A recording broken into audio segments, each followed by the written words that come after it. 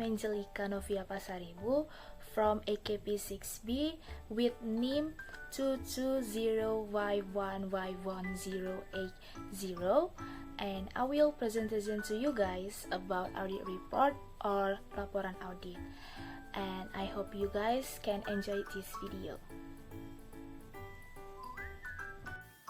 Baiklah teman-teman sekalian, dalam pembahasan laporan audit kali ini memiliki beberapa subtopik.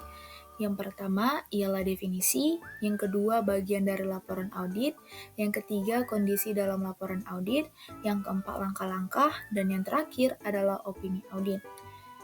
Untuk itu, mari kita langsung masuk ke dalam pembahasan yang pertama, yaitu laporan audit. Laporan audit sendiri merupakan tahap akhir dari keseluruhan proses audit.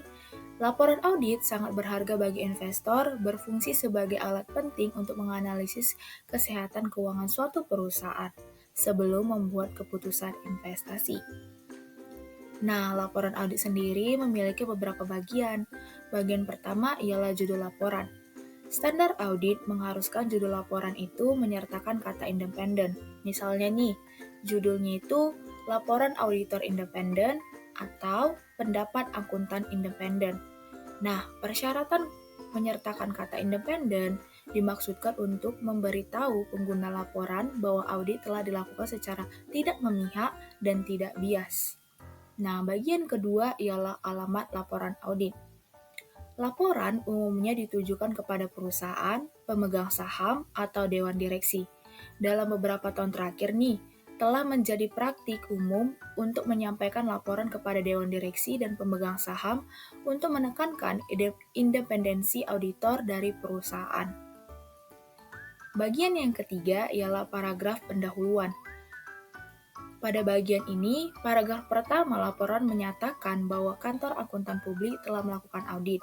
Yang membedakan laporan audit dari laporan kompilasi atau tinjauan, paragraf ini juga menentukan laporan keuangan yang diaudit termasuk catatan tentang laporan yang mengandung kecurangan dan tanggal neraca, serta periode akuntansi untuk laporan laba rugi dan laporan arus kas. Yang keempat ialah bagian tanggung jawab manajemen. Nah, bagian ini menyatakan bahwa manajemen bertanggung jawab atas laporan keuangan. Tanggung jawab ini meliputi pemilihan prinsip akuntansi yang tepat dan pemeliharaan pengendalian internal atas pelaporan keuangan untuk memastikan bahwa laporan keuangan bebas dari salah saji material akibat penipuan ataupun kesalahan. Bagian kelima ialah tanggung jawab auditor. Bagian tanggung jawab auditor ini terdiri dari 3 paragraf, yang dimana pada paragraf pertama menyatakan bahwa audit telah dilakukan sesuai dengan standar audit yang berlaku umum, dan yang pada paragraf kedua itu menguraikan ruang lingkup audit dan bukti audit yang dikumpulkan. Paragraf ini menjelaskan bahwa prosedur yang digunakan bergantung pada penilaian auditor dan mencakup penilaian risiko salah saji material dalam laporan keuangan. Dan pada paragraf yang terakhir, yaitu paragraf ketiga, menyatakan bahwa auditor yakin bahwa bukti audit yang cukup dan tepat telah diperoleh untuk mendukung opini auditor. Bagian selanjutnya yaitu paragraf opini. Paragraf terakhir dari laporan audit, standar menyajikan kesimpulan auditor berdasarkan hasil audit. Opini dinyatakan sebagai penilaian atau jaminan mutlak.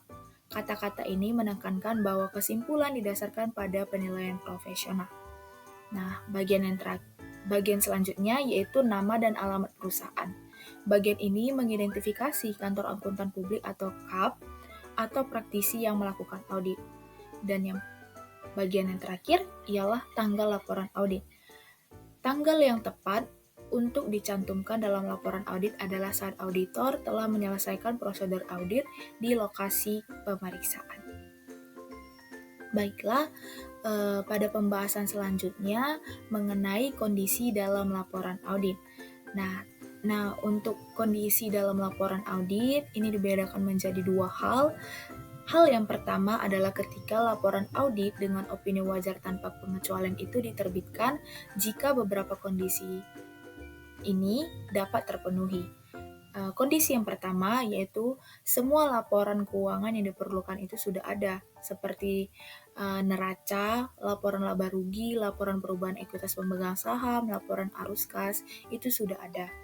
Nah, kondisi yang kedua, ketika bukti audit yang cukup dan tepat telah diperoleh, dan auditor telah melakukan audit dengan cara yang memungkinkan mereka menyimpulkan bahwa audit telah dilakukan sesuai dengan standar audit. Dan kondisi yang ketiga, laporan keuangan itu disajikan sesuai dengan prinsip akuntansi yang berlaku umum atau GAAP atau kerangka akuntansi lain yang berlaku. Tetapi nih teman-teman, dalam kondisi tertentu, auditor mungkin perlu menerbitkan laporan yang menyimpang dari opini wajar tanpa pengecualian. Ada 3 alasannya. Alasan yang pertama itu cakupan auditnya itu terbatas. Nah, keterbatasan cakupan audit ini dibagi lagi menjadi dalam 2 hal. Yang pertama itu yang diberlakukan oleh klien dan yang disebabkan oleh keadaan eksternal di luar kendali klien dan auditor. Misalnya nih, pembatasan yang diberlakukan oleh klien dapat terjadi jika perusahaan menolak untuk mengizinkan perhitungan inventaris fisik yang diperlukan untuk memverifikasi saldo inventaris sesuai dengan standar audit.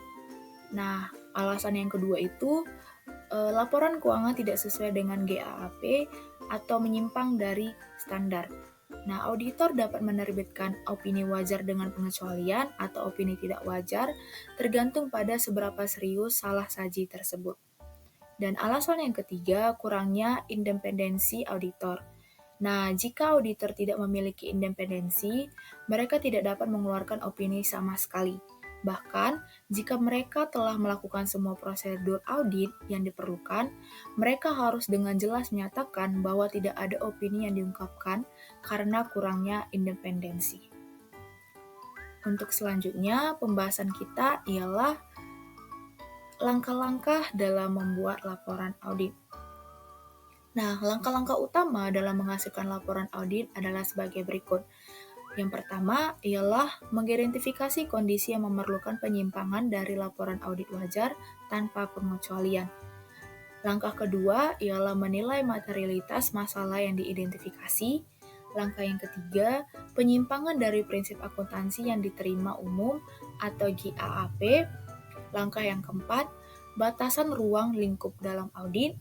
Dan langkah yang terakhir adalah faktor-faktor lain yang mempengaruhi keakuratan laporan keuangan. Nah, pembahasan selanjutnya ialah opini audit. Dalam laporan audit terdapat namanya itu opini audit. Nah, apa sih opini audit?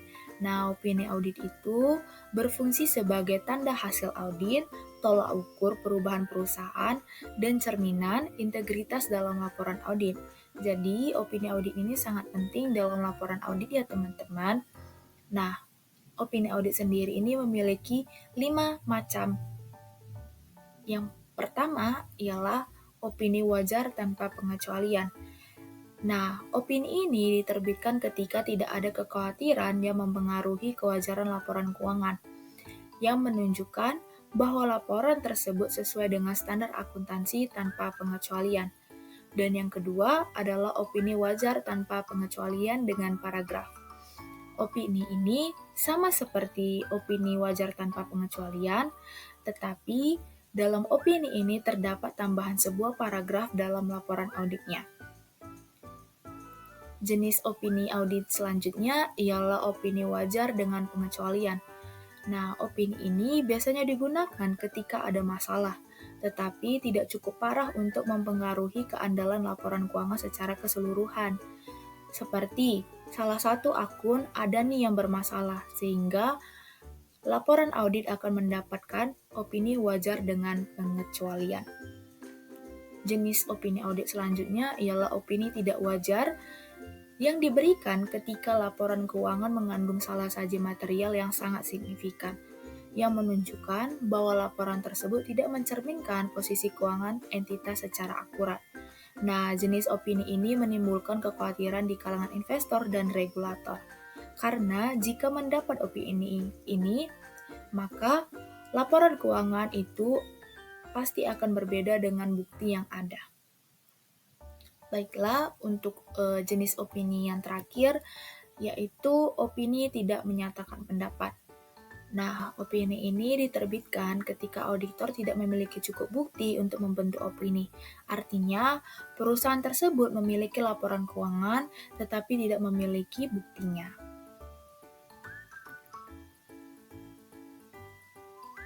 Alright guys, this is my presentation about audit report or laporan audit. I hope this presentation can increase your knowledge and thank you. Goodbye.